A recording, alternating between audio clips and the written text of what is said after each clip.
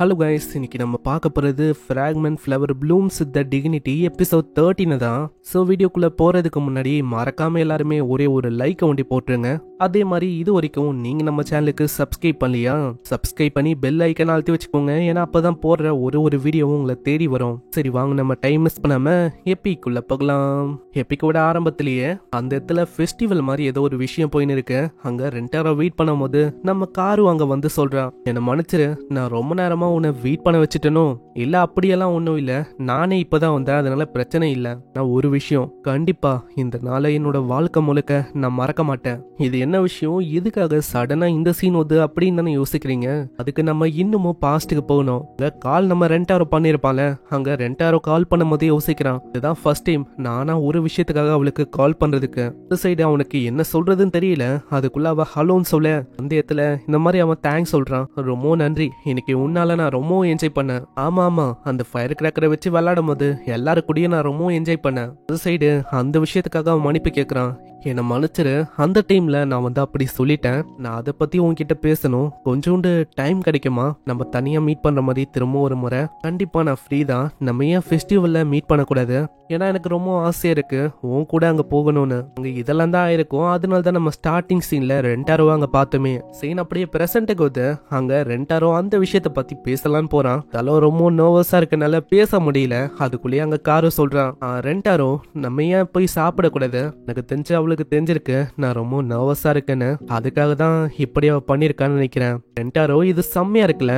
ஆமா ஆமா, உன்னோட வாயில அந்த சைடு ஒட்டின்னு இருக்கு. ரெண்டாரோக்கு இதை பார்க்கும் போது சிரிப்பா இருக்கு. ஏய் போதும், நீ சிரிக்காத, இதை வச்சலாம். இதே மாதிரி அங்க ஐஸ்கிரீம்லாம் விற்குமா, அதை வாங்குறதுக்கு அவங்க போறாங்க. ஏகப்பட்ட இடத்துக்கு அவங்க போக ஆரம்பிக்கிறாங்க. கடைசியில அவங்க ரெண்டு பேரோட வயிறும் அப்படி ஃபுல்லா இது. அட என்னோட வயிறு ரொம்பிச்சு தெரியுமா. காரு நம்ம ஏன் போய் உட்காரக்கூடாது? அதுவும் அங்க கரெக்ட்னு தோணுது. அதுக்காக அவங்க உட்காடுறாங்க. காரு கிட்ட அவன் கேக்குறான், ஆமா காரு, உங்களோட காலு அது என்ன வலிக்குதான்? இல்ல ஓகே தான், ஆனா முகத்தோட முகம் பார்க்கும் போது அவங்க ரெண்டு பேருக்குமே ஒரு மாதிரி வெக்கமா இருக்கு. அங்க ரெண்டாரவும் மனசுலயே யோசிக்கிறான், அவன் வந்து அந்த விஷயத்தை இப்பயே சொல்லி ஆகணும்னு நினைக்கிறேன். காரு சொல்லுங்க, என்ன விஷயம்னா எனக்கு உன்னை ரொம்பவும் பிடிக்கும். எனக்கு உன்னை அவ்வளோ பிடிக்கும் தெரியுமா. இடத்துல எனக்கு டவுட்டே இல்லை. நான் ரொம்ப என்ஜாய் பண்ணேன். ரொம்ப ஃபன்னாகவும் இருந்துச்சு காரு கூட. அது போக இதுக்கு முன்னாடி வரைக்கும் விஷயம் எல்லாமே சரியா இருந்துச்சு. அதே மாதிரி நான் அவளை பார்க்கும் போதெல்லாம் அவளோட ஸ்மைல் எனக்கு போதும் அப்படின்னு தோணுச்சு. எப்போ தெரியுமா எனக்கு விஷயம் புரிய ஆரம்பிச்சது, நம்ம பீச்சுக்கு போனோம்ல, இந்த இடத்துல டைம் முடியும் போது தான் எனக்கு வந்து எல்லா விஷயமும் புரிய ஆரம்பிச்சது காரும். ஏன்னா அது முடியும் போது என்னோட சந்தோஷமும் முடிஞ்சிரும். இதுக்கப்புறம் எல்லாமே முடிஞ்சிரும். அப்புறம் நான் லோன்லியா திரும்ப அதே மாதிரி இருப்பேன் அப்படின்னு எனக்கு ஒரு பயமும் வந்துச்சு காரு. ஒரு சைடு எனக்கு அவ்வளோ சந்தோஷமா ஃபீல் ஆச்சு. இப்படிதான் கப்பிள்ஸுக்கு ஃபீல் ஆகும் அப்படின்னு எனக்கு தோணுச்சு. ஒரு சைடு வந்த வார்த்தை எல்லாமே நான் அறியாம தான் வந்துச்சு. உனக்கு தோணலாம் இந்த மாதிரி நான் ரொம்ப கிரீடியாவும் செல்ஃபிஷாவும் இருக்கேன்னு. ஏன்னா உனக்கு தெரியுமா காரு, என்னோட வாழ்க்கையா மாறினது உன்னாலதான். ரொம்ப கேரிங்கா பாத்துக்கினதும் நீ தான் காரு. அதனால தான் காரு நான் ஆசைப்படுறேன் உண்மையிலேயே நம்ம இதே மாதிரி எப்பயுமே ஒன்னா இருக்கணும்னு. மன்னிச்சிரு, இந்த விஷயம் உனக்கு போர்டனா இருக்கலாம். செல்ஃபிஷாவும் இருக்கிறேன்ல. இல்ல ரெண்டாரோ, நீ சொல்ற மாதிரி நீ ஒன்னும் செல்ஃபிஷா இல்ல. ஏன்னா உனக்கு ஞாபகம் இருக்கா, ஃபர்ஸ்ட் நாள் நம்ம மீட் பண்ணது, ஃபர்ஸ்ட் டைம் பார்த்ததே எங்களோட ஷாப்ல தான். இல்ல அதை பத்தி நான் பேசல, அதுக்கு முன்னாடியே நம்ம பேசியிருக்கோம், பார்த்திருக்கோம். அங்க என்ன விஷயம் அப்படின்னு நம்ம ஹீரோக்கு தெரியல. அப்படியே சீன் பாஸ்ட்டுக்கு போகுது. இந்த இடத்துல பயங்கரமா பனி பெஞ்சுன்னு இருக்கு. காரு கிட்ட அம்பல்லாவும் இல்ல, ஸ்கார்ஃபும் இல்ல. அந்த குளிர் காலத்துல காருக்கு ரொம்ப குளிரா இருக்கும். சீக்கிரமா எப்படியாச்சும் வீட்டுக்கு போயிடலாம் அப்படின்னு தான் யோசிச்சாலே. அந்த டைம்ல உன்னோட ஷாப்பை பார்த்தேன், எனக்கு கேக்கு நான் அவ்வளவு பிடிக்கும். நான் அதை சாப்பிட்றத பத்தி அவளுக்கும் யோசிச்சதில்ல. ஷாப்பு கிட்ட போகும்போது ஏதோ ஒரு வாமான அட்மாஸ்பியர் இருக்கிற மாதிரி ஃபீல் ஆச்சு. நான் திறந்து கேக்கு நான் ஆர்டர் போட்டேன். அங்கதான் எல்லா விஷயமும் ஆரம்பிச்சது. அங்கதான் நான் உன்னை பார்த்தேன். தினமும் வர ஆரம்பிச்சதும் உனக்காக தான். கேக்கு நான் சாப்பிடும் போது ரொம்ப வாமா எனக்கு ஃபீல் ஆச்சு. எல்லாத்தையுமே நான் மறந்துட்டேன். அங்க எனக்கு எவ்வளவு சந்தோஷமா ஃபீல் ஆச்சுன்னா நான் அப்படியே அழுக ஆரம்பிச்சிட்டேன். அந்த டைம்ல தான் நீ என்ன பார்த்த. நான் அந்த மாதிரி ரொம்ப கஷ்டப்படும் போது என்ன பார்த்து நீ பேசுன, அது என்னால மறக்க முடியாது.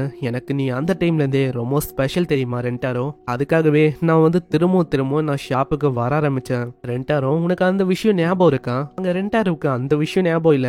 ஆளு அங்க சொல்றான், நீ வந்து ஒரே ஒரு மிச்சம் வெயிட் பண்ணு, நான் யோசிச்சுட்டு சொல்றேன். பரவாயில்ல இருக்கட்டும், அது ஞாபகம் இல்லைனாலும் பிரச்சனை இல்ல, வந்து என் கிட்ட சொன்னல உன்னோட ஸ்கூல்னால என்னோட ஸ்டடீஸ்க்கு ஏதாச்சும் பிரச்சனை வரும்னு, அதனால நம்ம ஏன் வேற ஒரு இடத்துல மீட் பண்ணக்கூடாது, ஏன்னா அதனால பிரச்சனையும் வராது. ஏன்னா ரெண்டாரோ உன்னாலதான் எனக்கு தைரியமும் சந்தோஷமும் கிடைக்குது. உண்மையை சொன்னா நீ சொன்ன மாதிரிதான் நானும் லவ்ல வந்துட்டேன், நானும் உன்னை லவ் பண்றேன். அதுக்கப்புறம் காரோட பாஸ்ட காட்டுறாங்க. அங்க காரு என்னென்ன பண்ணா அப்படின்னு நம்மளுக்கு சொல்றாங்க. இப்போ நம்ம ரெண்டாரோ ஃபர்ஸ்ட் டைம் நம்ம காரு கிட்ட பேசினானோ அதுக்கப்புறத்துல இருந்து காரு ஒரு முறையும் அங்க போகும் போதெல்லாம் எக்ஸ்ட்ராவா மேக்கப் போட்டுப்பா, முடியும் ரொம்ப கேர்லியா இருக்கு, நான் வாங்கின அந்த ட்ரெஸ்ஸையும் போட்டு போக போறேன். இந்த வாட்டி ஒரு நம்பிக்கை இருக்கு, கண்டிப்பா திரும்பவும் ஒரு முறை அவன் வந்து என் கூட பேச மாட்டானா. அவனை பத்தி யோசிக்கும் போது என்னோட இதையும் இன்னமும் தான் ரைஸ் ஆகுது.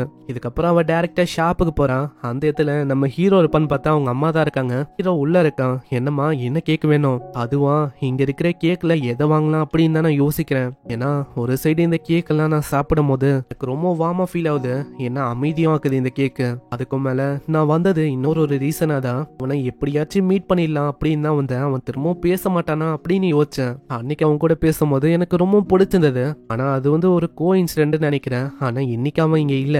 என்னமா ஒரு டைம் டிஃப்ரெண்டான கேக்க வாங்குற, இதே மாதிரி போச்சுன்னா அவ்வளவுதான், உங்களோட மெனுல இருக்க எல்லா கேக்கையும் நீ முச்சிருவேன். உண்மையை சொன்னா உங்களோட கேக் எல்லாமே ரொம்ப அற்புதமா இருக்கு. அப்படியா? இத பத்தி என்னோட ஹஸ்பண்டுக்கு சொன்னா ரொம்ப அவரு சந்தோஷப்படுவாரு. ஏன்னா அவரு தான் இந்த கேக் எல்லாம் மேக் பண்றாரு. என்னது ஹஸ்பண்டா? அதுவும் என் பையன் பக்கத்துல ஒரு பர்சன் இருக்காருல்ல, அவரு தான் அது. என்னது உங்களோட பையனா? ஆமா, அவன் வந்து என்னோட சன்னு தான். அவனும் ஹைஸ்கூல் தான் படிக்கிறான். அப்பப்போ இங்க வந்து உதவி பண்ணுவான். ஆனா அவனை பார்க்கும் போது ரொம்ப மெச்சூர்டா தெரிஞ்சிச்சு. ஏஜ் என்னை விட அதிகமா இருக்கும் அப்படின்னு நான் யோசிச்சேன். ஆனா இப்பதான் புரியுது, நாங்க ரெண்டு பேருமே ஒரே ஏஜ் தானே. உங்ககிட்ட இன்னொரு விஷயம் சொல்லுமா. என்ன விஷயம்? நம்ம ரெண்டாரோட பேரு இல்ல ஏதாச்சும் கேட்டு தெரிஞ்சுக்கலாம் அப்படின்னு அவ ட்ரை பண்றா. ஆனா முடியல. அவ வெக்கத்துல அப்படியே ஓடி போயிடறான் ஒன்னும் இல்லன்னு. இன்னொரு பக்கம் அங்க தினமும் இதே மாதிரிதான் ஒரு நம்பிக்கையோட நம்ம ரெண்டாரோ பேசுவான்னு வரா. ஆனா ஒண்ணுமே வேலைக்கு ஆகல. ஒரு முறையும் அவங்க அம்மா வண்டி தான் அங்க இருக்காங்களே. இதே மாதிரி நிறைய நாள் போகுது, ஏன் மாசமே போயிடுது. அங்க இதனால நம்பிக்கையே போயிடுது. இதுக்கு மேலாம் அவன் பேசுறதுக்கு வாய்ப்பே இல்ல. அந்த மாதிரி நடக்குமா அப்படின்னு அவன் யோசிக்கிறான். ஒரு நாள் ஹாஸ்பிட்டலுக்கு போயிட்டு வரும்போது அந்த இடத்துல ஜோனு மழை பெய்யும். அங்க அப்படியே கேக் ஷாப்பாவை பாக்குறான். அங்க திரும்பவும் உள்ள போகலாம் அப்படின்னு யோசிக்கிறான். ஆனா ஒரு சைடு அந்த அளவுக்கு நான் கியூட்டான ட்ரெஸ் எதுவும் போடலையே. பரவாயில்ல நம்ம போகலாம், இன்னைக்கு ஒண்டி அவன் என்ன பாத்துறா போறான். வாங்க காரு, எனக்கு என்ன கேக்கு வேணும்? இன்னைக்கு கேக்கு நான் எங்கே சாப்பிடலாம் அப்படின்னு டிசைட் பண்ணிருக்கேன். அப்படியா? ஆனா ரொம்ப லேட் ஆயிடுச்சு இல்லையா? இல்ல பரவாயில்ல, எனக்கு சாப்பிடணும் தோணுது, அதனால நான் சாப்பிட போறேன். அங்க கேக்க வாங்கும் போதும் அவளோட பார்வை அவன் மேலதான் இருக்கு. இருந்தாலும் ஆளு இந்த பக்கம் பாக்குற மாதிரி கூட இல்ல. ஒரு சைடு நம்ம காரை யோசிக்கிறான். உனக்கு என்ன பத்தி ஞாபகம் இருக்கா?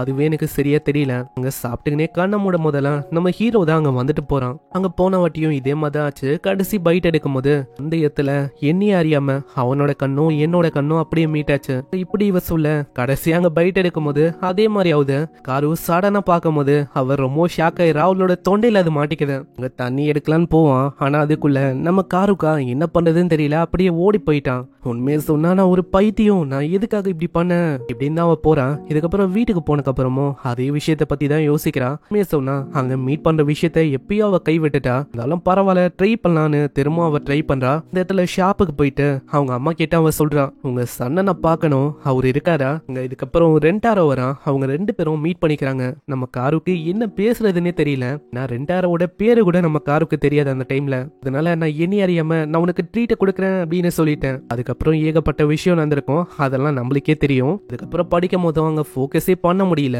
ஒரு மாதிரி அதை பத்தி அவ யோசனை இருக்கா.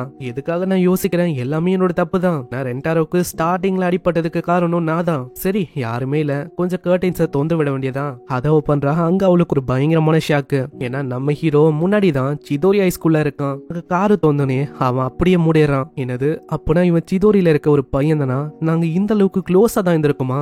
ரொம்ப சந்தோஷமா இருக்கு. ஏன்னா திரும்பவும் எங்களால மீட் பண்ண முடியும். இதான் என்னோட லவ் செம்ம வேகமா அங்க போக ஆரம்பிச்சது. இப்படி எல்லாம் தான் ஆச்சு. ரெண்டாரோ உனக்கு ஞாபகம் இருக்கா? இன்னும் எல்லா விஷயத்தையும் ஸ்டார்டிங்ல இருந்து என்ன ஆச்சுன்னு நம்மளுக்கு அங்க சொல்றான். அங்க ஓடி போயிட்டு ரெண்டாரோ கிட்ட சொல்றான், ஹேய் என்னோட பேரு வக்கூரி காரு. அதே மாதிரி நீ ரெண்டாரோ நீ வந்து சொன்னல உன்னை எனக்கு ரொம்ப பிடிச்சிருக்குன்னு. உண்மையை சொன்னா எனக்கும் உன்னை ரொம்ப பிடிச்சிருக்கு, ஐ லவ் யூ. அதே மாதிரி நீ சொன்ன மாதிரியே நான் நல்லா பாத்துப்பல இப்படின்னு சொல்ல நம்ம ரெண்டாரோவும் வரும்போதே அங்க சொல்றான். சொன்னா எனக்குள்ள எப்படியோ ஒரு தைரியம் வந்துச்சு, அதுக்கு காரணமும் இவ தான். கர்டனை திறக்கும் போது அவ என்ன பார்த்து அப்படியே கையாட்டனா அன்னைக்கு என்னவோ தெரியல என்னோட உலகமே வேற மாதிரி இருந்துச்சு. ஆனா இவளை மீட் பண்ணக்கு அப்புறம் என்னோட உலகம் அப்படியே மாறி போச்சு. ஒரே ஒரு காரணம் இவ ஒண்டிதான். இப்படின்னு இவங்க சந்தோஷமா இருக்க எங்கே இந்த சீசன் 1 முடியுது. சீசன் 1 முடிஞ்சு போயிடுச்சு. சீசன் 2 இருக்குதா அப்படின்னு எனக்கு சரியா தெரியல. இருந்துச்சுன்னா கண்டிப்பா நம்ம அதையும் பார்க்கலாம். நம்ம சேனல்ல கண்டிப்பா வரும். அடிக்கடி செக் ஒண்டி பண்ணுங்க. வந்தா நான் அப்டேட் பண்றேன். வேறமா இந்த வீடியோக்கு ஒரே ஒரு லைக் ஒண்டி போட்டுருங்க. நான் அப்பதான் இன்னமும் நிறைய பேருக்கு ரெக்கமெண்ட் ஆகும். நம்ம சேனலுக்கு இது வரைக்கும் சப்ஸ்கிரைப் பண்ணலனா சப்ஸ்கிரைப் பண்ணி பெல் ஐக்கனை அழுத்தி வச்சுக்கோங்க. நான் உங்களை அடுத்த எபிசோட்ல சந்திக்கிறேன். தேங்க்யூ ஃபார் வாட்சிங். சைனரா.